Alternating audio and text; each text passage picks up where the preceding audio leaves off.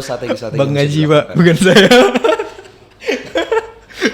Ini sekedar gambaran ya, barangkali Pak Prabowo siap untuk bisa mendengarkan saya. Saya siap Yes. jadi konsultan politik Pak Prabowo gitu. Oke. 71 triliun itu sangat luar biasa besar. Tapi sesuai nggak dana yang masuk dan dana yang keluar tuh Bang? Itu dia. Kan itu dana yang keluar kan? Itu masalahnya. Bukan masalah anggaran sebenarnya. Masalah realisasi anggarannya. Karena kita kebanyakan banyak sekali permainan tuh di pemerintahan. Uang-uang yang mungkin barangkali itu tuh ketika sampai ke daerah itu nggak sampai. Tapi menurut Bang Gaji emang sepenting itu gak Bang MBG ini? Dari POV-nya Bang Gaji dulu deh gimana? Jadi kawan-kawan berbicara tentang kepentingan ya. Ini agak bisa disetting sebenarnya. Kalau misalkan kita berbicara tentang urgensi ini kan bisa kita setting macam-macam. Iya. Tapi sayang sekali PNS itu adalah pelarian dari sebuah kenyamanan. Ya Jadi memang. PNS itu zona nyaman sih. Iya sih. Gitu. BUMN Nah, sama swasta. Indonesia ini sebenarnya adalah sebuah negara semi monopolis. Semi monopolis itu kenapa? Karena banyak sektor-sektor yang kita punya itu adalah sektor BUMN, Badan Usaha Milik Negara.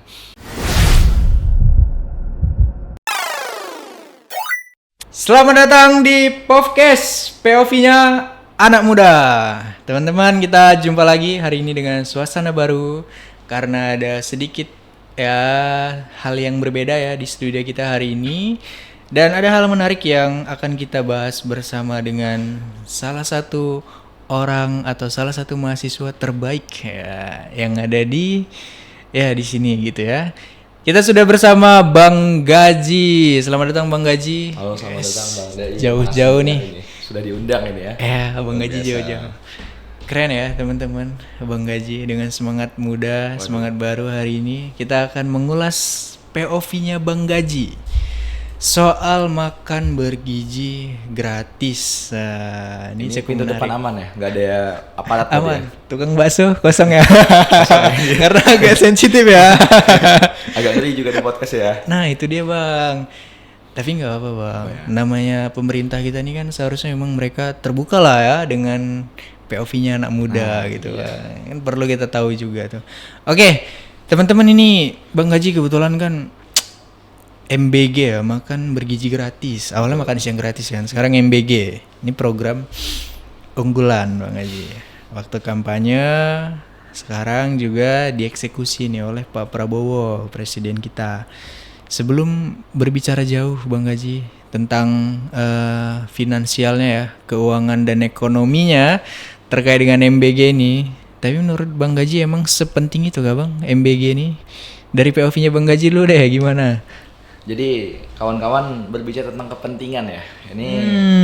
Ini agak bisa disetting sebenarnya.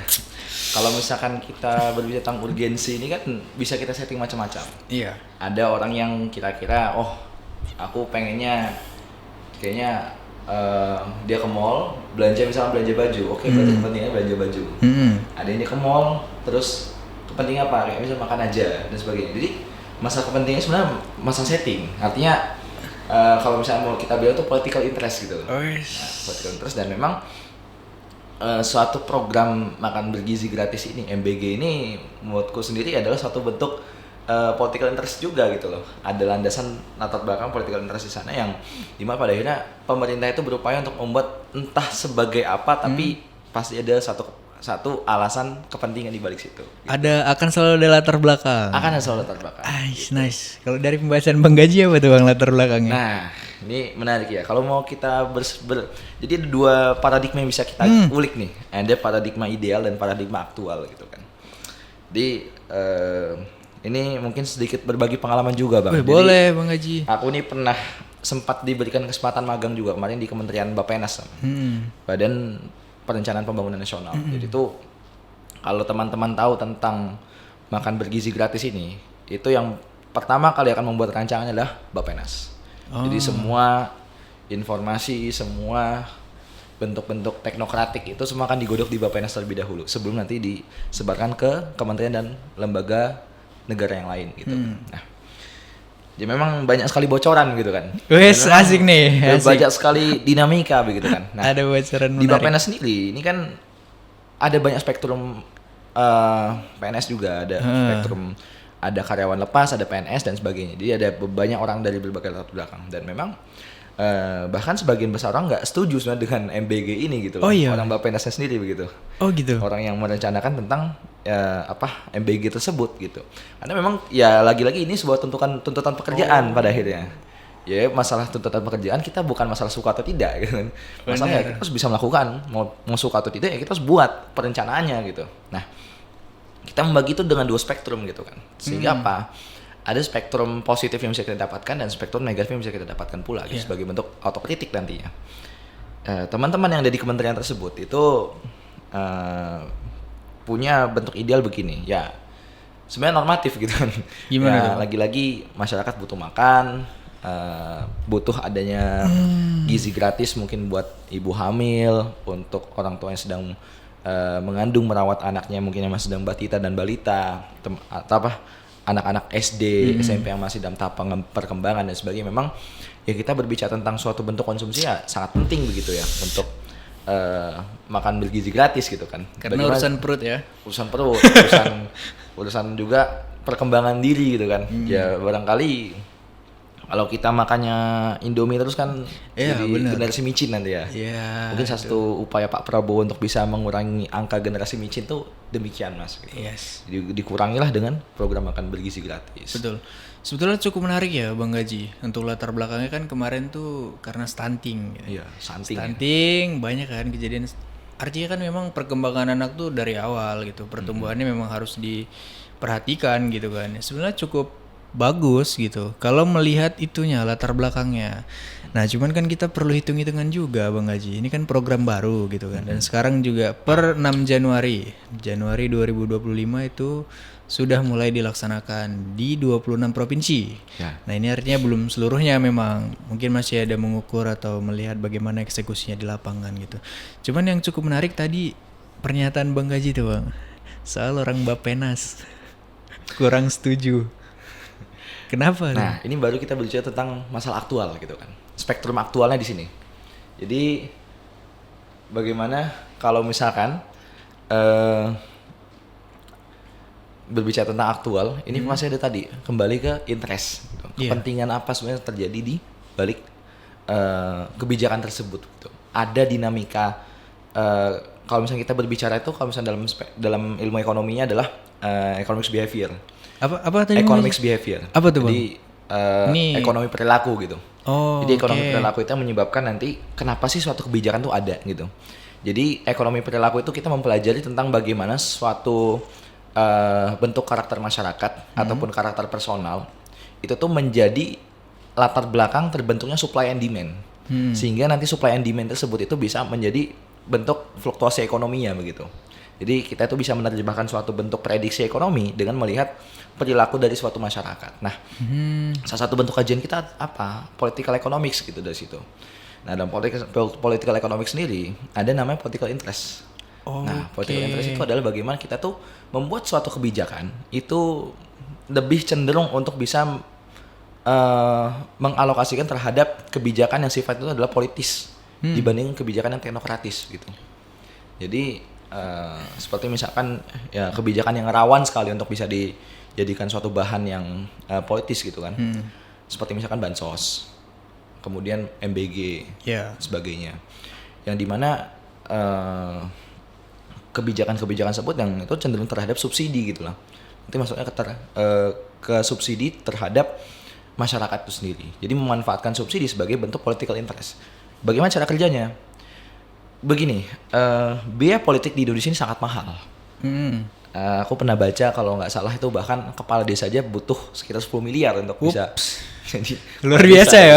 Luar biasa besar itu kan biaya politiknya itu, bahkan biaya menjadi seorang kepala desa 10 miliar ke atas itu lebih besar dibandingkan gaji yang ya dapatkan selama jadi kepala desa. Ya kalau ngarepin gaji nggak balik juga tuh Bang 10 miliar. Nggak akan pernah bisa balik. Iya. Dan selama kita bergantung terhadap gaji itu nggak akan pernah bisa. Makanya kenapa? Wajar banyak penyelewengan anggaran, banyak korupsi terjadi. Nah salah satu yang mungkin penerapan bentuk korupsi yang kita nggak bisa bilang tingkatan rendah juga, tapi ya yang paling mungkin soft gitu ya, ada dengan cara manipulasi kebijakan.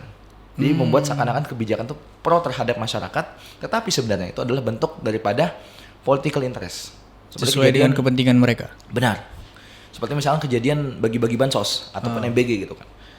Kenapa bansos di tahun 2024 kemarin ataupun 2023, kurun 2023-2024 itu digelontorkan dengan sangat besar, bahkan hampir 2 kali lipat lebih banyak dibandingkan tahun sebelumnya.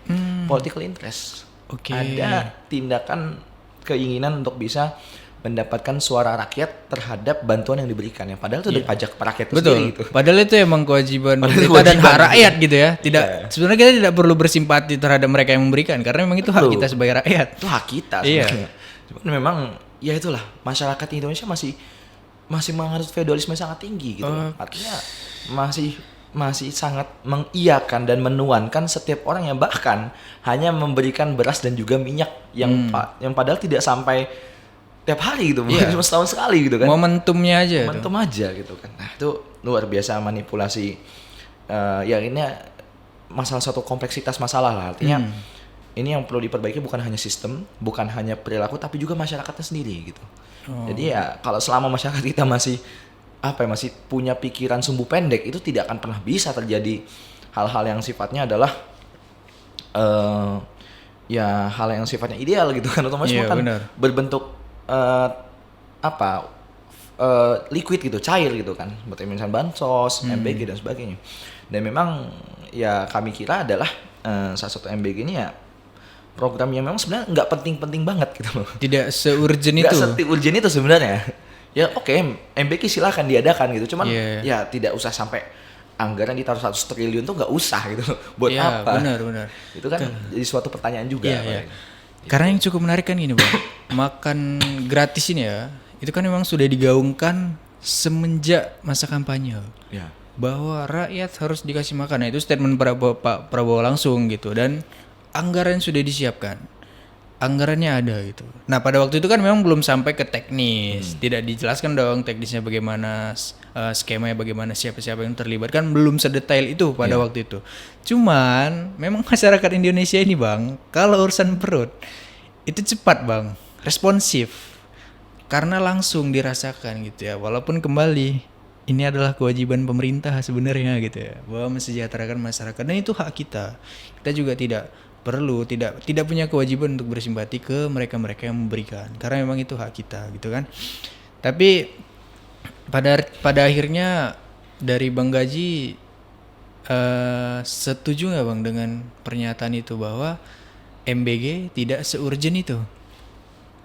Sebelumnya kita perlu tepuk tangan Mas untuk think tanknya marketingnya Pak Prabowo. Itu luar biasa. Luar biasa masuk marketingnya. Apalagi untuk rakyat Indonesia yang mudah untuk bisa dikelabui dan dibodohi. Mereka membaca potensi itu. Mereka membaca potensi bahwa Indonesia, rakyat Indonesia masih hanya sebatas urusan perut, masih hanya sebatas urusan hiburan, masih hanya sebatas urusan besok bakal dapat duit 100.000 selesai. Dan luar biasa mereka berhasil untuk memetakan bentuk marketing tersebut gitu loh. Nah itu yang perlu kita applause gitu kan sebenarnya. Dan itu berhasil ya? Berhasil. Sukses. 58% gitu. Sukses gitu. Luar biasa. Makanya ya itulah kacamata Indonesia. Ada kacamata Indonesia di sini. Kita berbicara tentang bukan sebuah masyarakat yang bodoh, bukan sebuah masyarakat yang miskin, tapi sebuah masyarakat yang mengalami ketimpangan yang sangat luar biasa. Masyarakat yang memiliki rasio Gini yang sangat besar. Artinya apa? Kita tidak kekurangan orang pintar gitu. Iya benar. Kita banyak sekali orang pintar, bahkan tim marketingnya itu luar biasa pintar gitu. Tapi apa? Ketimpangan itu kita ciptakan semakin besar gitu. Dengan cara apa? Gap itu. Orang pintar semakin pintar, orang bodoh semakin bodoh gitu. Yang kaya makin kaya, miskin makin miskin. Makin miskin. Makanya perlu di Indonesia diterapkan sebuah cara bagaimana kita membesarkan yang kecil tanpa mengecilkan yang besar gitu. Nah kembali tentang pembahasan setuju atau tidak gitu kan. Kalau beliau setuju gitu loh. Kenapa tidak gitu? Siapa juga yang nggak mau dikasih makan yang gratis. Betul. Cuman kan ini bukan berbicara tentang personal, ini berbicara tentang komunal, berbicara tentang masyarakat gitu. Masyarakat butuhnya apa? Bukan masyarakat pengennya apa gitu. Ini kebalik nih paradigmanya. Kadang tuh pemerintah tuh berusaha apa? Memenuhi pengennya masyarakat apa? Bukan masyarakat tuh butuh apa. Justru kadang kebutuhan nggak terjawab ya. Itu. Kadang Ya oke lah, kita sebagai government gitu kan, tanggung jawab kita tuh bukan memenuhi keinginan masyarakat, bukan. Iya. Tapi memenuhi kebutuhan masyarakat. Karena sebenarnya masyarakat tuh nggak tahu apa yang dibutuhkan, kita yang tahu gitu. Karena kita yang bisa melihat, membaca. Karena kita ya alhamdulillah kita diberikan keberkahan intelektualitas gitu kan. Jadi ya itu tanggung jawab kita untuk bisa mengabdi terhadap masyarakat gitu. Nah, makanya selama paradigma kita masih berkutat pada tentang masyarakat tuh pengennya apa, ya kita nggak akan pernah berjalan. Ya makan kebijakan seperti makan bergizi gratis, kemudian bansos dan sebagainya itu akan tetap terus ada gitu. Dan ya ujungnya apa? Ya unefisiensi anggaran, tidak efektif anggarannya gitu. Iya. Karena kan artinya kalau saya kembali mengulang nih Bang, artinya untuk MBG ini setuju ya Bang? Saya pribadi setuju. Tanpa ada syaratnya Bang? Kalau saya untuk saya pribadi aku sendiri setuju gitu. Cuman kalau untuk secara sosial aku nggak setuju. Oh gitu. Secara Kenapa masyarakat tuh? aku nggak setuju. Kenapa? Ya kalau sama masyarakat ya kita tahu tadi.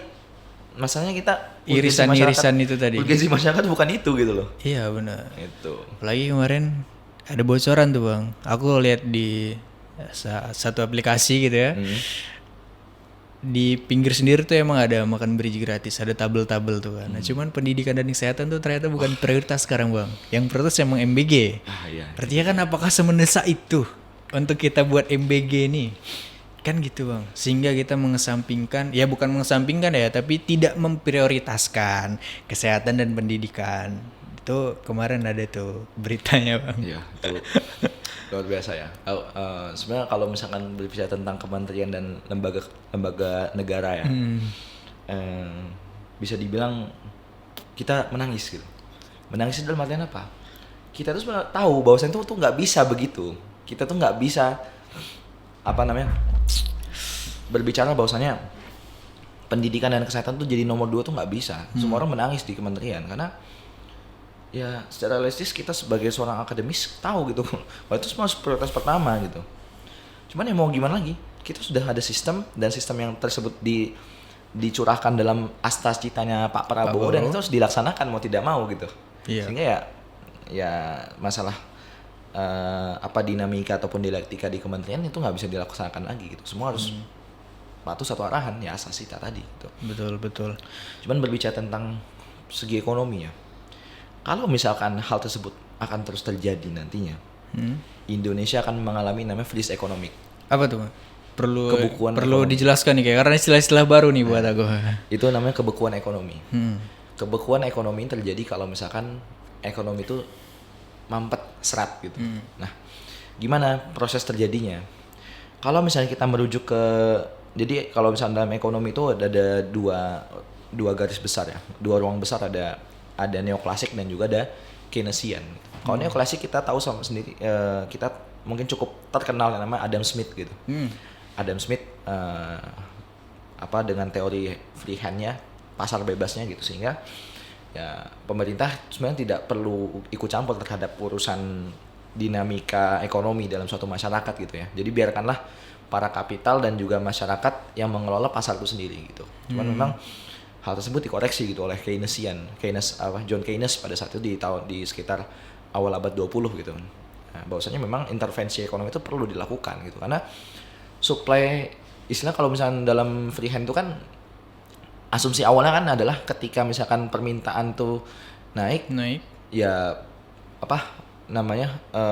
penawaran juga naik juga gitu loh. Jadi secara otomatis langsung, padahal nggak gitu kan. Ketika penawaran naik ya belum tentu permintaan naik pula gitu loh. Itu nggak bisa gitu. Makanya perlu ada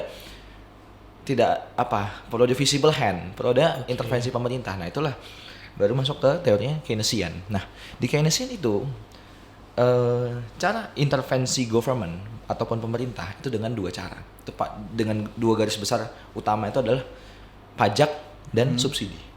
Nah, apakah pajak itu harus selalu diturunkan? Apakah subsidi harus selalu dinaikkan? Ternyata enggak. Itu ada suatu bentuk variabel independen gitu. Jadi bukan suatu variabel yang suatu variabel yang tetap gitu kan. Jadi akan selalu berubah gitu nantinya. Tergantung bagaimana situasi ekonomi yang kita hadapi. Nah, permasalahannya apa?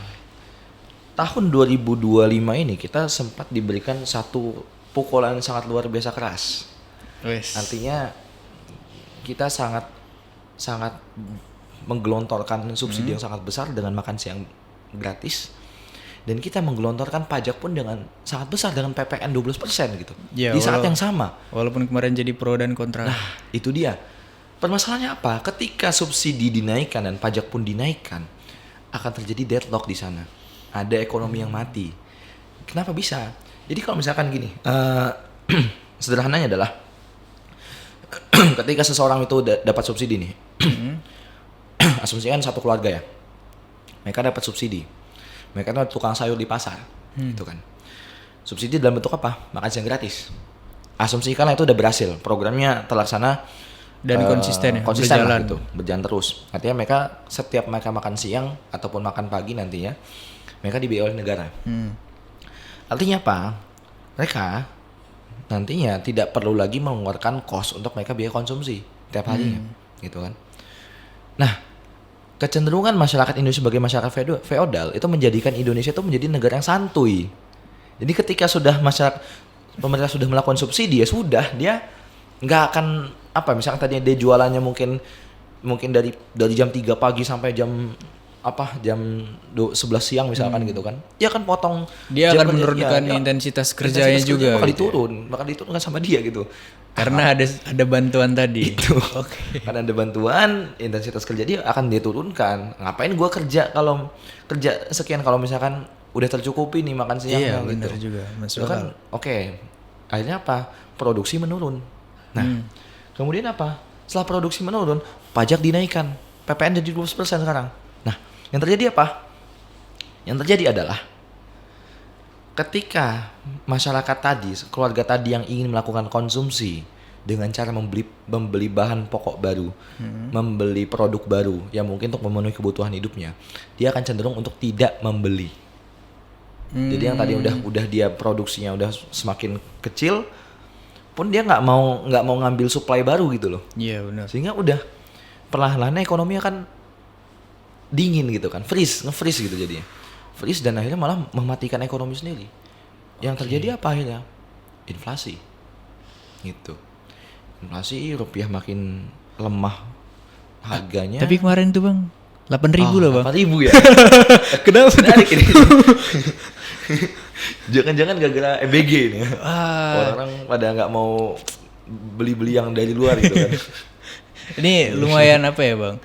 Sudut pandang baru juga buat aku gitu Bang, nih bicara ekonomi makro. Ya. Jadi jadi pengetahuan baru buat aku Bang, bahwa memang ternyata dampaknya juga sepanjang itu gitu ya. Perlu kita pikirkan dampak panjangnya gitu Bang. Cuman ini Bang, aku coba kita kembali ke MBG dulu Bang. Thank you tadi pandangan soal ekonominya ya Bang. Nanti kita akan ke situ lagi. Cuman kalau balik ke MBG ini ada perhitungannya Bang. Maksudnya kan ada Bappenas yang mengkaji, membahas, dan pasti mereka punya hitung-hitungan dong. Gimana ke depannya, apakah ini akan berkelanjutan gitu kan. Itu sebetulnya apa yang dikaji di sana Bang? Oh, oke. Jadi kembali ke cerita aku di Bappenas kemarin ya. Nah, kami itu sempat punya satu platform di Bappenas itu. Nggak tahu dulu tuh belum ada namanya, cuman nggak tahu kalau sekarang udah ada namanya. Jadi platform itu semacam dashboard yang itu tuh menggunakan semi AI. Jadi tuh kalau kita kan di ekonomi kita menggunakan formula-formula ekonometrika, mikroekonometrika dan makroekonometrika kita di sana semua. Dan memang itu perhitungan cukup sulit lah kalau misalnya dihitung manual kan. Akhirnya dibuatlah semacam dashboard untuk bisa memprediksi kebijakan. Oke. Jadi tuh cukup keren dashboard tersebut dikarenakan semisal kita masukkan input gitu kan. Misalkan input kita adalah itu inputnya data ya. Misalkan input kita ingin menganggarkan makan siang gratis misalkan 100 triliun. Terus kemudian nanti aplikasi di beberapa provinsi gitu, apakah semua provinsi apa enggak, kita masukkan semua inputnya. Nanti kita enter gitu kan. Kita kelola ini ya. Dan menarik Bang. Apa tuh yang menarik Bang? Pertumbuhan ekonomi minus. Oh, saya berharap bagus tadi ya. Tapi itu emang udah terlihat di situ bahwa konsekuensinya akan minus pertumbuhan. Karena tadi skema yang terjadi ya tadi yang aku jelaskan tadi gitu. Oke, iya benar. Artinya teori dengan jawaban AI pun sama ternyata ya. Sama. Oh ini perlu mendapat perhatian khusus nih bang. Makanya apa namanya perlu kajian ulang lah intinya, kajian teknokratik ulang tentang makan bergizi gratis gitu. Soalnya kan kalau mundur nih bang agak mengecewakan rakyat ya bang. Karena kan yang digaungkan memang dalam kampanye Pak Prabowo kan itu ya MBG. Terus ya sebenarnya untuk teknis kan yang belum dijelaskan gitu. Dan target Pak Prabowo jelas bang, seluruh siswa ibu hamil tuh dapet MBG gitu kan. Dan anggarannya gila bang. Itu kan sampai dana kementerian Potong dipangkas habis itu. tuh, operasional apa segala macam dipotong dan dialokasikan ke situ tuh kan. Ya aku nggak tahu ya bang, itu salah satu strategi atau gimana tuh bang? Strategi, bisa dibilang strategi. Karena padanya mungkin kalau aku membaca secara rasional Pak Prabowo itu butuh memenuhi kebutuhan Indonesia, memenuhi kebutuhan rakyat Indonesia. Iya. Memenuhi keinginan, bukan kebutuhan, keinginan rakyat Indonesia. Jadi dalam aku melihat kacamatanya Pak Prabowo ini adalah menjadikan rakyat itu sebagai seorang konsumen, bukan seorang partner kerja gitu. Kalau misalnya selama kita masih menjadikan rakyat sebagai konsumen dan memang dalam pikiran kita adalah pikiran seorang bisnismen gitu kan, karena kembali lagi latar belakang Pak Prabowo kan salah satu bisnismen juga gitu. Benar. Ya dalam kacamata bisnismen itu bukan memenuhi kebutuhan sebenarnya, memenuhi keinginan. Karena masalah market dan marketing itu adalah memenuhi bukan memenuhi kebutuhan sebenarnya. Jadi membuat seakan-akan orang tersebut tuh butuh dengan hal tersebut, sehingga kan tergantungan nantinya. Dan itu kan selalu menjadi pasar mereka dan market mereka nantinya. Iya, betul lagi itu. Dan itu yang ya mungkin skema yang ya mungkin disusun gitu pada akhirnya kalau misalnya kita mau ya merasionalisasi gitu kan. Iya sih. Gitu. Karena pada akhirnya kita nggak bisa menutup kemungkinan biaya politik mahal gitu kan. Biaya politik sangat mahal. Apalagi untuk menjadi seorang presiden di periode kedua. Oh. Perlu strategi-strategi. Bang Gaji Pak, bukan saya. Ini sekadar gambaran ya, barangkali Pak Prabowo siap untuk bisa mendengarkan saya. Saya siap jadi konsultan politik Pak Prabowo gitu. Oke. Bang Gaji Pak siap masuk. Tapi Bang, ini kan MBG cukup mengejutkan ya Bang. Maksudnya gila Bang. Sekontras itu, maksudnya upayanya itu cukup liar dan ugal-ugalan lah untuk MBG ini rasa aku ya Bang. Karena kan sebelumnya nggak ada ya. Cuma kalau tadi kan kita dari AI juga pertumbuhan ekonomi turun ya Bang. Cuma kalau dari Bang Gaji, POV-nya melihat sebelum ini ya Bang, sebelum adanya MBG, katakanlah di periode Pak Jokowi gitu ya, melihat anggaran negara yang tersedia gitu ya, itu sebetulnya masuk akal nggak Bang buat MBG ini? Ini kalau kita mundur sedikit nih ke periode Pak Jokowi, jangan hitung-hitungan anggaran yang sekarang. Ngelihat yang dulu itu kalau misalnya ada tambahan MBG, oke nggak itu Bang? Bisa? Sebenarnya kalau dulu kan kita fokus subsidi itu sebenarnya bansos. Bansos ya dulu. Nggak tahu kalau sekarang apakah masih dijalankan bansos atau sudah di trade off kan dengan MBG gitu, kita nggak tahu. Mungkin perlu kita baca lagi nanti gitu. Iya sih, benar juga. Nah, cuman kalau misalkan memang kita berbicara tentang kasus ini sebenarnya mirip-mirip dengan kasusnya bansos gitu loh. Sama. Ya satu kasus lah bisa dibilang. Akan ada muncul satu pemain satu ini, pola yang sama. Tapi bakalan ada muncul pemain-pemain gak nih Bang? Ini kan proyeksi anggarannya besar Bang. Kalau pemain pasti. Kan kita punya banyak tender juga. Iya sih. Tender-tender politik yang siap untuk bisa mengakomodir lah untuk kebijakan-kebijakan tersebut gitu. Nah, tapi nggak apa, maksudnya itu suatu hal yang wajar gitu kan, karena melihat dan mengingat pula biaya politik yang sangat mahal gitu. Iya benar. Jadi kalau kita berbicara tentang konsep ini mungkin agak sedikit jauh ke psikologi ya. Ada nama konsep Lucifer Effect namanya. Lucifer Effect ini adalah suatu efek ketika seseorang itu tuh menjadi seorang yang buruk, sangat buruk gitu kan. Itu tuh bukan karena dia buruk gitu, bukan karena pada tabiatnya dia buruk, tapi karena sistem yang membuat gitu. Mungkin kalau misalnya aku bisa berbicara bahwasanya pejabat-pejabat sekarang, aku yakin banget itu bukan orang yang buruk gitu, semua orang baik. Cuma memang sistem lingkaran setan kita yang membuat itu tuh menjadi semua buruk gitu loh. Ada biaya politik yang mahal, ada misalkan ongkos jalan politik dan sebagainya gitu kan. Aku yakin kalau misalnya Pak Prabowo sendiri itu adalah orang baik gitu loh, bukan orang yang ingin menyiksa rakyat tuh enggak ya? Aku yakin 100% enggak. Artinya kalau kita bicara sosok, sebenarnya Pak Prabowo ada sosok baik yang ya. Baik. Cuman permasalahannya adalah sistemnya. Iya. Sistemnya menuntut ya sebagian pejabat untuk bisa menginvestasikan ketika dia sedang menjabat. Menginvestasikan baik itu jabatannya, menginvestasikan keuangannya dan menginvestasikan proyek di sana gitu. Sehingga terciptalah lingkaran setan tadi dan ya entah sampai kapan itu bisa diputus gitu. Tapi ada kemungkinan nggak di periode Pak Prabowo itu akan hilang? Berat ya? Berat. Karena ini memang butuh. Ini suatu sistem yang sudah mengakar sangat kuat dan udah menjadi budaya sepertinya. Budaya. Ini bahkan udah dari zaman Hindia Belanda gitu. Iya. Dan memang kalau melihat trennya ya, ini perlu ada semacam revolusi atau reformasi lagi kalau misalnya memang mau biaya politik yang murah. Gitu. Jadi trade off-nya gini.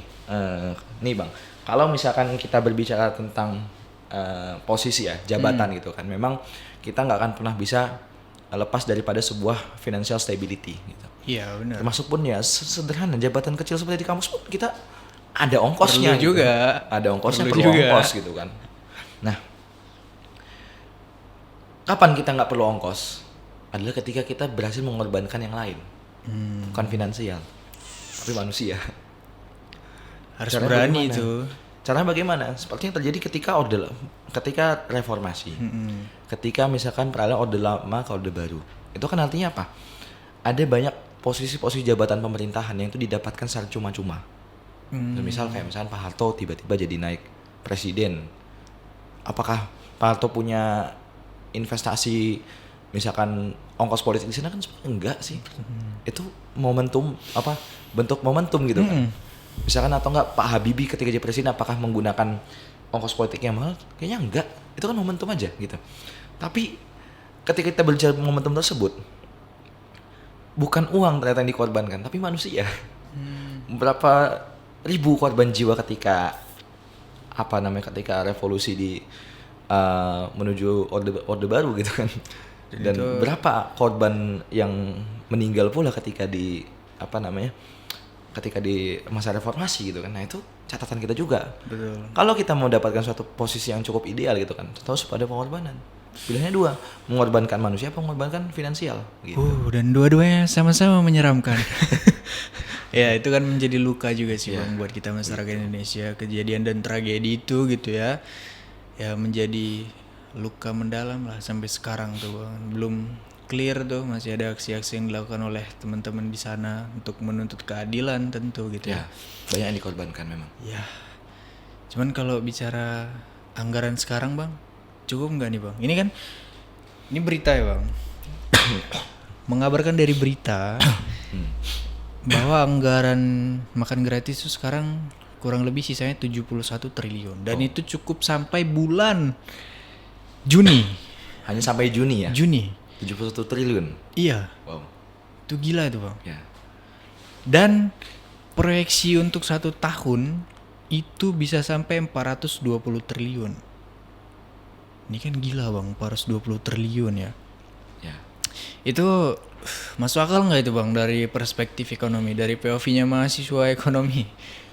Sebenarnya yang harus kita pikirkan tuh bukan permasalahan anggarannya, tapi bagaimana kita mengefisiensi anggaran. Kadang kala gini, kita tuh terlalu menjadikan fixed mindset terhadap anggaran yang kita punya. Misal kayak oke lah kita mau punya big project nih, proyek strategis nasional namanya MBG. Nah kadang-kala di pikiran kita itu adalah bagaimana kita hanya menjadikan fix finance-nya itu hanya di APBN yang udah ada gitu loh. Kita nggak menemukan satu scoop mencari anggaran lain gitu nanti dari MBG tersebut. Sehingga apa ya, kita jor-joran di sana. 71 triliun udah dikasih langsung gitu. Padahal kan sebenarnya nggak harus 71 triliun. Bisa lebih kecil. Kadang-kadang cuma 20, 30 triliun. Tapi itu kan nggak mungkin nggak ada hitungannya bang. Pasti kan ada hitungannya. Cuman yang kita lihat di sini hitungannya apa? Dalam prospek anggaran ini kan ada fix budget, ada flow budget. Nah, yang pemerintah sering gunakan itu adalah fix budget. Fix budget seperti apa? Ya udah mereka menghitung caranya bagaimana APBN misalkan asumsikan 100 triliun.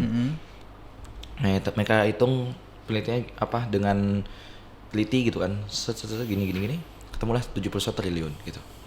Cuman mereka nggak berbicara tentang flow budget. Flow budget itu bagaimana caranya? Adalah ketika budget yang sudah ditetapkan itu tuh bisa dikembangkan lagi. Diputar lagi uangnya gitu loh. Contoh kayak misalkan asumsikan budget 20 triliun. Nah, 20 triliun itu nggak langsung digunakan untuk proyek gitu loh, tapi diputar dulu gitu loh. Iya. Karena kita tuh seringkali Indonesia ini betul karena nggak harus butuh hari itu juga kan bang. Iya, kan bisa diputar dulu uangnya gitu loh. Mohon maaf, Indonesia nih kadang orangnya terlalu santuy, terlalu malas gitu loh. Kadang ya udah uang yang terima ya udah langsung dibeli gitu loh, nggak diputar dulu uangnya. Padahal kan bisa diputar. Kita tuh punya loh yang namanya Indonesian National Authority. Indonesia National Investment Authority, itu INA namanya. Nah, ini tuh fungsinya apa? Bagaimana APBN ataupun investasi dari dalam negeri maupun luar negeri itu dikelola terlebih dahulu. Sebelum itu dialokasikan ke anggaran di periode berikutnya. Gitu. Tapi itu nggak berjalan efektif. Kenapa? Karena kita kita selalu mau instan gitu loh. Itu yang bermasalah makanya. Seandainya MBG ini tuh misalkan misalkan asumsinya kan budgetnya cuma 20 triliun, oke. Diputar dulu. Itu bisa menghidupkan ekonomi loh sebenarnya. Justru malah punya dampak positif, nggak negatif. Caranya bagaimana? Nah, ketika budget tersebut ada, kita coba namanya ada kontrak farming namanya. Kontrak farming ini bagaimana sistemnya? Adalah ketika pemerintah itu punya kontrak terhadap petani-petani lokal. Akhirnya apa? Setiap nanti petani-petani itu panen, semua udah ada kontraknya. Jadi mau berapapun gitu ya? Mau berapapun nanti panennya, pemerintah pasti akan beli gitu. Yeah. Hasil panen mereka dengan harga yang normal gitu. Sehingga apa? Petaninya sejahtera gitu dengan panen yang selalu dibeli. Nah, hasil panen tersebut dikelola sama masyarakat juga. Akhirnya apa? Pemerintah nanti melalui tadi lembaga swasembada masyarakat mungkin di tingkat desa itu bisa nanti mengalokasikan nih, tolong kelola makan siang gratis dengan tadi hasil panen yang udah dari desa kalian sendiri gitu, dari kontrak farming tadi. Kenapa? Dikelola dari mereka dan anggarannya pun masuk ke sana gitu. Anggaran di sana, dan itu jadi kita membayar vendor istilahnya gitu. Vendor kita siapa? Masyarakat itu sendiri. Tumbuhlah ekonomi masyarakat di sana. Banyak usaha-usaha catering baru di sana. Nah, catering itu yang kan nanti baru ke masyarakat gitu loh. Bukan dikelola sama TNI. Pak Prabowo, ada pandangan menarik dari Bang Gaji. Itu kan bisa diduitin lagi gitu maksudnya. Ya, tapi kan Bang, ada lipatan-lipatan kepentingan di sana. Itu dia. Ya, barangkali ini bisa lah diperhitungkan ya Bang Gaji. Karena cukup menarik juga. Ya, awalnya emang kan gitu ya. Ini kalau kita makan bergizi gratis, sebetulnya tidak hanya anggarannya aja yang harus dipikirin gitu kan, skemanya juga. Bahkan kemarin sempat muncul loh Bang statement bahwa nanti akan melibatkan masyarakat, usaha masyarakat, segala macam, segala sesuatu gitu kan. Cuma pada akhirnya masih impor sekarang gitu kan. Ya pada akhirnya kan kita melihat kenapa Indonesia pengen instan penggunaan anggarannya kan. Karena sebenarnya kita nyari duit ketika masuk pemerintah itu. Kita tuh kita tuh ketika masuk ke birokrasi cenderungnya tuh bukan berpikir sebagai seorang CEO perusahaan, tapi sebagai seorang karyawan yang ingin dibayar. Itu yang mindset yang selalu ditanamkan birokrasi kita, itu masalah. Itu salah ya Bang?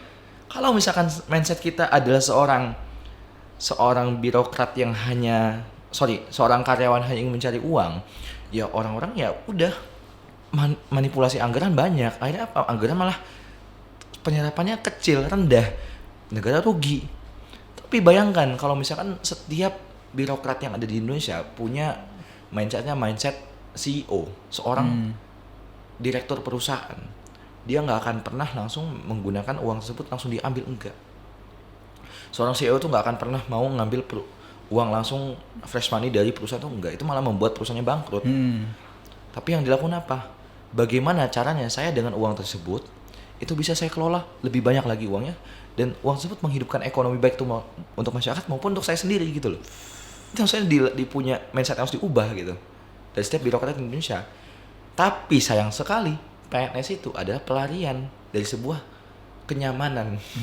Ya jadi memang, PNS itu zona nyaman sih. Iya sih. Gitu. Ya emang kan sebagian orang ngejar PNS karena itu sih bang, stabil, terjamin gitu kan. Ya emang sebagian besar masyarakat Indonesia masih seperti itu mindsetnya bang. Nah mungkin ke depan pelan-pelan gitu kan, mungkin kita bisa merangkak lah untuk menuju ke sana gitu bang. Tapi sebenarnya kalau bisnis ya banyak juga kok pejabat negara yang bisnis. Cuman kan beda ya bang, beda cara dia menjalani pemerintahan sama menjalani bisnis. Ya kalau bicara bisnis sebenarnya cukup ngeri juga mereka ngejar profit dan muternya itu kan. Ya cuman kalau untuk pemerintahan mungkin itu tadi karena ada lipatan kepentingan, karena ada urusan-urusan lain, karena harus mengakomodir sana sini gitu, sehingga harus buat program ini tuh yang tentu ada tarik ulurnya itu bang. Nah itu kita yang belum clear rasanya di situ ya. Ya kita kalau di pemerintah harus pintar bagi-bagi. Iya benar. Pintar bagi-bagi, pintar menangani ego sektoral. Nah, itu yang nice, keren nih Bang Gaji teman-teman. Ini aku jadi ini bang, tertarik buat belajar ekonomi lebih dalam gitu. Karena aku ngerasa kayak, oh iya ternyata nggak sejauh itu analisis aku gitu. Ternyata Bang Gaji udah sejauh itu gitu ya. Nah ini mungkin perlu juga teman-teman yang lain punya pikiran yang jauh, yang luas gitu, melihat segala sesuatu secara utuh gitu kan bang. Nggak hanya scoop ini, scoop itu. Kita kan harus lihat utuh juga. Ternyata dampaknya, ternyata faktornya, ternyata alasannya kan itu perlu kita lihat juga gitu ya bang. Cuman karena ini udah terlanjur jalan bang, ya bukan terlanjur sih, emang harus jalan gitu ya. Pemerintah kan juga pasti berupaya untuk itu. Salah satu yang terlihat sih pemangkasan anggaran kementerian yang kemudian dialokasikan untuk MBG gitu. Yang kemudian jadi pertanyaan aku bang, apakah itu upaya yang cukup ideal untuk dilakukan atau sebenarnya ada hal lain yang bisa dilakukan selain itu bang? Selain muter ya, tadi kan kita muter udah clear, mungkin bisa dipikirkan pak. Apalagi itu bang kira-kira? Kalau solusi alternatif lain ya sebenarnya fokusnya ke tadi, kita tuh bagaimana setiap kementerian dan lembaga pemerintahan itu harus punya, kalau misalnya dalam kampusnya kan dulu kampus ada kampus PTN, sekarang kan ada PTNBH. Iya benar. Itu harus ada mungkin sifatnya berbadan hukumnya gitu loh. Jadi itu ketika kementerian sudah punya ada badan hukumnya gitu kan, itu bisa kementerian itu punya hak untuk mengelola badan usahanya sendiri itu nantinya gitu. Karena sejauh ini kita yang kementerian punya badan usaha cuman satu, BUMN. Ya tapi kan emang itu kementerian usaha. Iya benar. Ya. Itu juga kan ya aku nggak tahu ya kalau detailnya bagaimana perannya. Cuman kan untuk usaha-usaha memang masuknya ke BUMN itu bang. Banyak di dalamnya itu banyak bang. Ya ada berbagai komoditas gitu kan yang dikelola di dalam sana, dan emang potensi pendapatan dari sana juga cukup tinggi itu bang. Tapi kalau di compare sama swasta bang, gacoran mana? Kalau di compare sama swasta, BUMN sama swasta. Indonesia ini sebenarnya adalah sebuah negara semi monopolis. Semi monopolis itu kenapa? Karena banyak sektor-sektor yang kita punya itu adalah sektor BUMN, Badan Usaha Milik Negara. Yaitu kita nih bukan negara komunis yang semua perusahaan itu milik negara, pun bukan negara kapitalis yang negara itu hanya sebagai lembaga sistemasi, yang dimana semua perusahaan adalah perusahaan swasta gitu kan. Ya kita semi, artinya ada kita di antara dua itu gitu. Nah, memang salah satu dampak negatifnya daripada negara semi monopolis ya semua akan ketergantungan terhadap suatu perusahaan gitu. Itu negara berhak untuk bisa mungkin bisa memarkup harga sesukanya mereka gitu, kayak misal listrik negara. Selain PLN siapa perusahaannya? Kan nggak ada kan? Gitu. Itu bisa banget gitu kan untuk sebenarnya ya tadi untuk bisa manipulasi ataupun misalkan untuk bisa memarkup harga yang ada di masyarakat gitu. Cuman permasalahan bukan di situ sebenarnya, pengelolaan. Karena kalau misalkan selama BUMN itu masih bekerja layaknya sebuah kementerian, BUMN itu masih bekerja layaknya sebuah PNS yang masih statusnya sebagai ASN di sana, ya cara kerja kita adalah cara kerja PNS jadinya, nggak akan pernah efektif. Perusahaan tuh nggak akan pernah bisa punya profit besar kalau karyawan yang dibayar ada karyawan sifatnya PNS. Dia harus dibayar sesuai dengan kinerjanya, dan itu harusnya diterapkan di Indonesia. Karena kalau misalnya selama kita masih membudidayakan seorang orang malas dengan status dan juga baju dinasnya mereka dalam balutan PNS, selama itu juga kita akan menghambur-hamburkan uang. Gitu. Oke, itulah kenapa cukup signifikan ya profit BUMN dan swasta barangkali ya. Dan memang cukup bersyukur ya, kalau nggak salah BUMN sekarang nggak PNS lagi ya sekarang ya, udah bukan PNS ya. Iya. Nah itu dia satu terobosan cukup signifikan lah gitu untuk bisa melepas landaskan badan usaha milik negara lah itu. Jadi lebih terbuka, lebih bebas, dan memang lebih profitable nantinya. Iya. Lebih berorientasi terhadap kinerja nanti. Tapi latar belakangnya sama bang. Orang yang mau masuk ke BUMN sama masuk PNS itu sama. Mereka tuh pengen stabil dan nyaman gitu loh. Itu sama. Ya, biar sama. namanya beda ya. Kalau BUMN kan nggak mungkin bangkrut kan. Kalau bangkrut susah juga negaranya. Oh kalau bangkrut ya. Itu. Kita nggak tahu harus kemana lagi tuh. Cuman ya seenggaknya yang perlu diterapkan itu budaya kerja sih. Budaya kerja di perusahaan, baik ya mungkin terutama di BUMN pun budaya kerja di kementerian. Ya bersyukurlah beberapa kementerian itu sudah itu kayak kementerian dengan mungkin profesional yang di usia muda seperti mungkin Bapak Nas tuh. Waktu aku magang sana itu luar biasa mas. Bahkan karyawan-karyawan itu nggak lebih daripada 30 tahun kebanyakan di sana. Oke. Itu anak-anak muda semua, fresh graduate semua kebanyakan. Lalu bersyukur banget kayak itu banyak sekali teman-teman diskusi yang bisa diajak, dan itu rasanya bukan seperti bos dengan karyawan, tapi sebagai ya udah senior aja gitu. Cutting kalian yang partner lah yang bisa diajak diskusi. Iya benar. Itu makanya reformasi birokrasi perlu diterapkan lah. Selain hilirisasi. Untuk menjawab tantangan tadi tentu ya. Iya benar. Ya, mungkin ini satu insight yang luar biasa juga Bang Gaji gitu ya. Perlu kita kaji lebih dalam sepertinya gitu ya. Karena terus terang aku pun juga tertarik jadinya nih Bang untuk melihat ya lebih luas gitu kan. Tapi kalau kita kembali ke makan gizi gratis, pada akhirnya cukup nggak nih Bang anggaran dari POV-nya Bang Gaji, dari hitung-hitungannya Bang Gaji, atau Bang Gaji punya hitungan sendiri nih untuk MBG? Kalau cukup, lebih dari cukup. Oh iya, 71 triliun itu sangat luar biasa besar. tapi sesuai nggak dana yang masuk dan dana yang keluar tuh Bang? Itu dana yang keluar kan? Itu masalahnya, bukan masalah anggaran sebenarnya, masalah realisasi anggarannya. Karena kita kebanyakan banyak sekali permainan tuh di pemerintahan.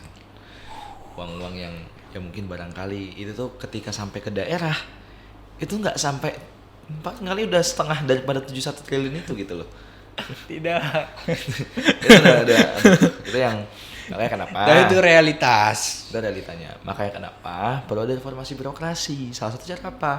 Ya udahlah, kita nggak usah menggunakan sistem feodal dengan PNS tadi. Kita coba menggunakan sistem industri, perusahaan gitu loh. Bagaimana cara Apple bekerja, bagaimana cara Google bekerja, Meta bekerja, itu coba kita adopsi cara kerja mereka. Hanya apa? Mereka tuh zero corruption loh. Karena mereka tuh tercukupi dengan cara apa? Semakin mereka punya kinerja yang semakin baik ya semakin profit juga mereka gitu. Gak ada yang namanya nepotisme. Semua meritokratif. Semua berdasarkan assessment hasil kerja mereka. Gaji mereka berdasarkan nilai rapor yang mereka dapatkan ketika di perusahaan gitu. Kalau misalkan demikian cara kerjanya, ya nggak ada orang penyelewengan dana. Orang semua akan bekerja dengan orientasi mereka untuk tetap orientasi nyari uang tetap ada ya. Tapi beda nanti sirkulasinya. Kalau sekarang cara orang nyari uangnya adalah ya udah mereka melipat lah gitu. Okay.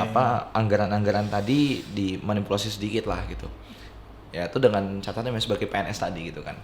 Kalau sekarang ya kalau misalnya nanti sudah ada reformasi birokrasi gitu kan, orang cara mencari cuan lebihnya bukan dengan memanipulasi anggaran, tapi bagaimana merealisasikan anggaran dengan sebaik mungkin sehingga mereka mendapatkan surplus daripada proyek yang mereka garap nantinya gitu.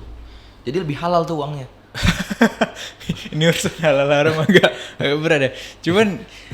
Cuman itu kan harus ada pemisah dan aturan yang jelas juga itu Bang. Ya pertama jangan sampai dong pemerintah berbisnis dengan rakyatnya sendiri, itu kan jelas. Artinya harus ada pembatas di situ. Kemudian sekarang kan ada irisan-irisan pihak swasta juga Bang. Itu yang mungkin ya sedikit kompleks untuk dibahas gitu kan. Ya makanya mungkin perlu perjalanan cukup panjang untuk sampai di sana gitu ya Bang. Artinya kalau anggaran cukup. Tergantung di lapangan gimana gitu ya Bang. Iya benar-benar. Terus ada POV pengawasannya nggak Bang? Apa yang harus dilakukan? Atau karena memang udah mendarah daging dan menjadi budaya kayak mau diawasi sebagaimanapun tetap bermain tuh. Sebenarnya ini kembali lagi ke lembaga pengawasan. Mengapa lembaga pengawasan sangat begitu penting gitu dalam suatu bentuk realisasi kinerja. Karena kalau kita kan semisal contoh kecil aja. FEB ini sudah cukup menerap FEB UGM.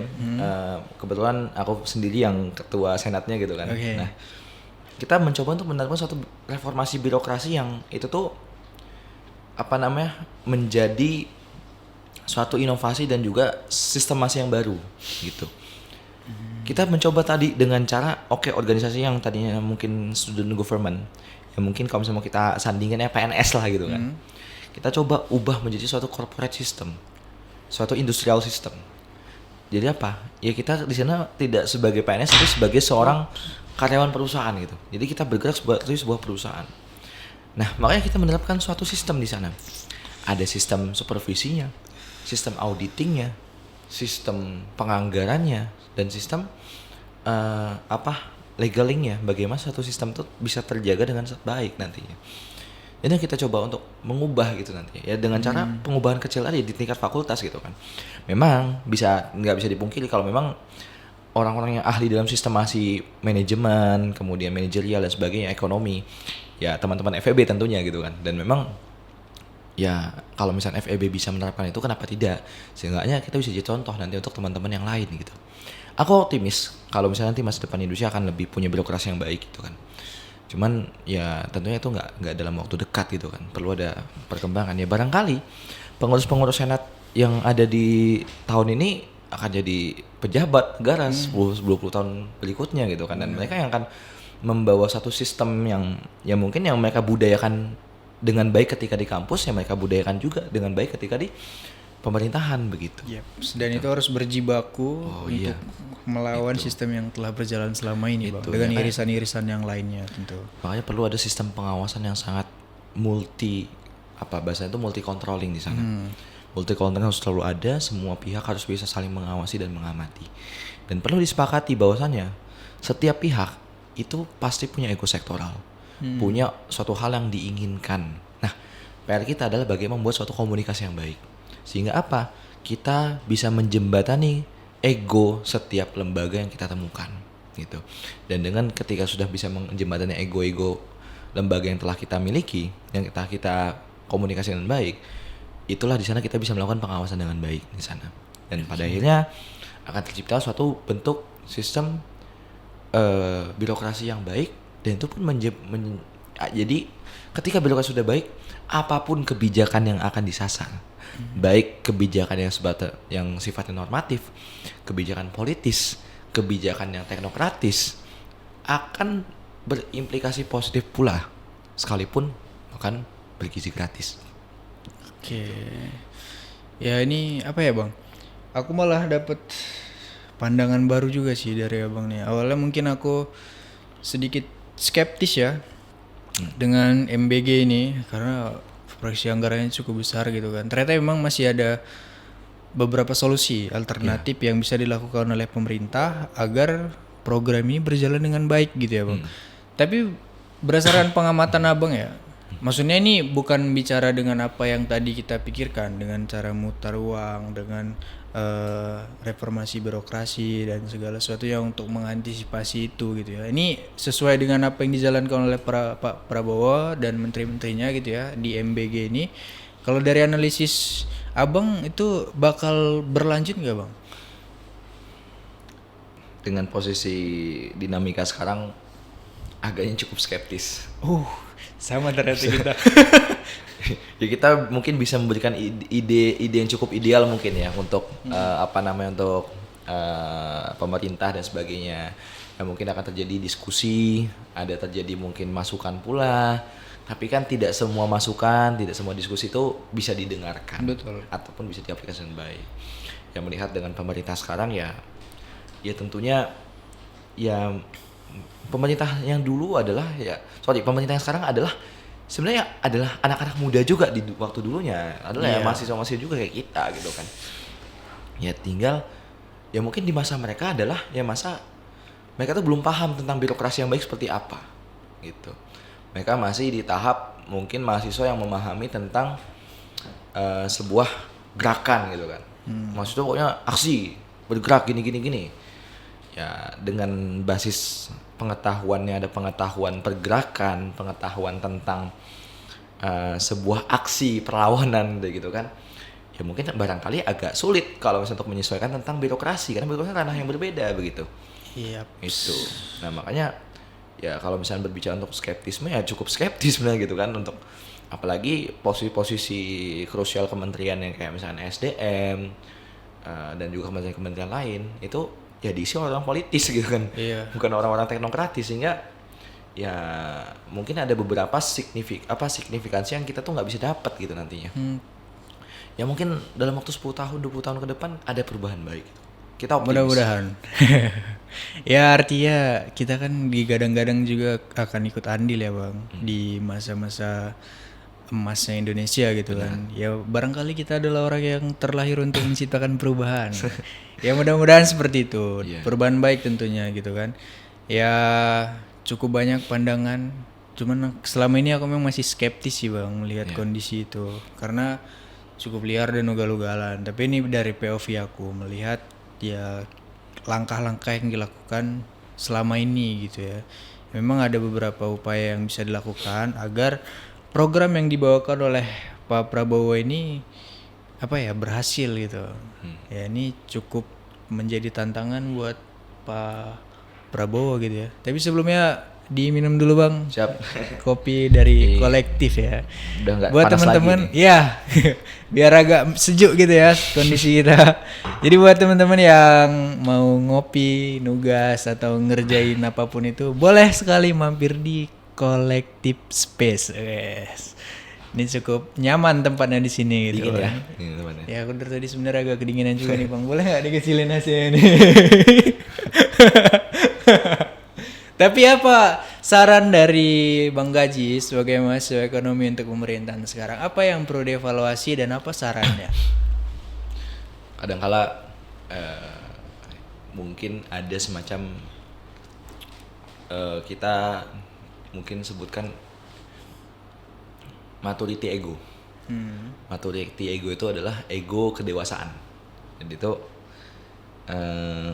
ego kedewasaan tuh kayak istilahnya gimana? Bapak tuh lebih tahu dari kamu gitu loh. Bapak tuh lebih berpengalaman sama kamu, lebih dari kamu gitu. Kenapa? Itulah yang menutup kolaborasi. Barangkali pemerintah itu adalah mungkin punya karakter orang-orang yang mungkin sudah sepuh, sudah tua dan ya, punya maturity ego yang cukup tinggi gitu sehingga enggan untuk bisa mungkin mendengarkan, enggan untuk bisa berkolaborasi, bekerja sama dengan teman-teman yang muda gitu. Program ini kan program bagus sebenarnya. MBG ini program bagus, bukan program yang salah juga. Cuman alangkah lebih baik kalau misalnya itu bisa dikolaborasikan dengan anak-anak muda gitu loh. Anak-anak yang lebih ngerti tentang lapangan, tentang yang lebih ngerti sistemasinya, tentang tata cara, kelola dan sebagainya gitu kan. Pada akhirnya kan kalau misalnya kita bisa berjibaku, berkolaborasi dengan teman-teman muda, tentunya aku akan lebih kedampakannya lebih signifikan. Anak-anak muda akan lebih paham tentang proses birokrasi, lebih paham tentang bagaimana caranya investasi, cara berbisnis dan sebagainya gitu. Apa tidak berbahayakan? Kalau memang misi kita adalah Indonesia emas, persiapkanlah generasi emas dengan sebaik mungkin. Hindarilah maturity ego tadi, gitu. Itu yang perlu dievaluasi ya, karena menurutku sendiri bukan program kerjanya, bukan juga tentang siapa presidennya, bukan siapa orang, tapi sistemasinya, karakter yang harus kita punya, gitu. Itu paling awal yang harus diubah gitu kan. Selama karakter kita masih karakter feodal, karakter yang ya yang lebih tua, yang lebih tahu, ada karakter yang enggan untuk berkolaborasi, karakter mungkin pemalas, yang maunya ada di zona nyaman terus, mau nyari uangnya nyari uang yang udah zona nyaman, ya mau kebijakan apapun gak akan pernah berhasil, gitu. Makanya perlu adanya reformasi. Apa dulu tuh Pak Jokowi sempat ada yang namanya revolusi mental. Nggak tahu itu berjalan apa enggak. Kalau memang seharusnya berjalan, seharusnya itu efeknya besar gitu sekarang. Orang nggak akan memandang hal-hal yang sifatnya kolot demikian gitu. Itu yang perlu, satu titik utama yang kayak yang sekiranya itu perlu sangat dievaluasi begitu. Oke, cukup menarik sih Bang.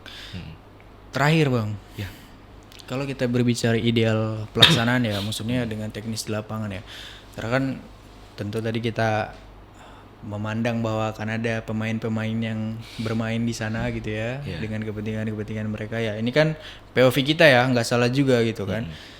Tapi kalau dari Bang Gaji, idealnya ya, karena kita mendukung, saya Bang Gaji mendukung ya kita untuk MBG ini. Cuman kalau dengan teknis dan skema yang seperti itu, kalau aku masih skeptis gitu ya. Ya kita nggak tahu, mudah-mudahan ada perkembangan ke depan. Cuman kalau dari Bang Gaji nih, idealnya bagaimana sih Bang menurut Abang tuh ya? Ini dari sisi ekonomi ya, anggaran. Karena kalau pelaksanaan tuh ya itu balik-baliknya ke tadi kan, pemain-pemain itu. Idealnya gimana Bang? Idealnya adalah jangan terburu-buru. Jangan terburu itu banyak faktornya gitu kan. Anggaran 71 triliun itu sangat terburu-buru. Oke. Adanya pengaplikasian makan siang gratis di 26 provinsi secara langsung itu terburu-buru. Dulu zamannya Anies Baswedan ketika jadi gubernur pun sama, ada program makan siang gratis pula gitu. Dulu namanya program sarapan gratis kalau nggak salah. Dan dalam aplikasinya itu tuh nggak terburu-buru, bertahap. Jadi nggak itu pun nggak jadi program kerja utama, tapi dilakukan gitu di berbagai sekolah di DKI Jakarta. Ya memang nggak semua sekolah di awal, ada beberapa sekolah percobaan. Apakah efektif? Ditambah lagi, ternyata efektif, ditambah lagi, efektif lagi, ditambah lagi dan sebagainya. Hanya menyeluruh gitu pada akhirnya sampai selesai periode kepengurusan tahun 2022 gitu. Dan memang ada legasi baik di sana gitu. Ya, dan harapannya Pak Prabowo pun punya satu pikiran yang sama nantinya gitu. Dengan cara ya tidak terburu-buru nantinya. Tidak terburu-buru sehingga ketika ada wacana untuk bisa menggaungkan makan bergizi gratis, ya sudah kita laksanakan sama-sama. Kita masyarakat berjibaku. Kita sama-sama mendukung kok gitu. Cuman janganlah terlalu terburu-buru sampai membuat economic freeze, sampai membuat nanti masyarakat kehilangan daya beli dan daya jual, sampai membuat dipotongnya anggaran kementerian-kementerian krusial lain, sampai membuat prioritas pendidikan dan kesehatan jadi nomor 2, kan terlalu terburu-buru itu artinya. Apa yang mau dikejar kan? Enggak, maksudnya enggak urgen, memang urgen, cuman enggak perlu sekarang juga gitu loh. Bertahap gitu. Ya. Mungkin kalau dari aku untuk menghilangkan skeptis tadi ya, jelas skemanya harus tertata rapi, kemudian melibatkan masyarakat juga. Artinya biar semua tuh sama-sama untung gitu loh, Bang. Tidak lempar sana lempar sini, yang untung ya mereka-mereka yang mungkin terlibat di sana gitu ya, di atas sana. Cuman aku lebih berharap bagaimana ini bisa membangun roda ekonomi masyarakat sesuai dengan pernyataan di awal gitu kan. Kemudian pelaksanaannya mungkin kalau sudah ideal, kalau sudah sesuai dengan kriteria itu bisa merata dirasakan oleh seluruh pihak-pihak yang memang menjadi target atau sasaran. Kemudian ya hitung-hitungannya pas gitu. Benar. Ya itu sih paling kalau dari aku ya, Bang Gaji. Tapi ini cukup menarik diskusi kita Bang Gaji. Agaknya aku juga akan memperdalam gitu ya analisis aku terkait dengan ini karena cukup krusial untuk sama-sama kita kawal. Terima kasih Bang Gaji sudah berbagi POV-nya Terima kasih dengan juga Bang Jai. kita semua di sini gitu ya. Mudah-mudahan ada hal-hal menarik dan bermanfaat yang mungkin bisa kita dapatkan gitu ya, dan mungkin memantik semangat kita untuk sama-sama merespon dan mengawal program-program yang dilakukan oleh pemerintahan. Salah satunya adalah makan bergizi gratis. Terima kasih Bang Gaji sudah mampir. Teman-teman semua, sampai jumpa di podcast berikutnya.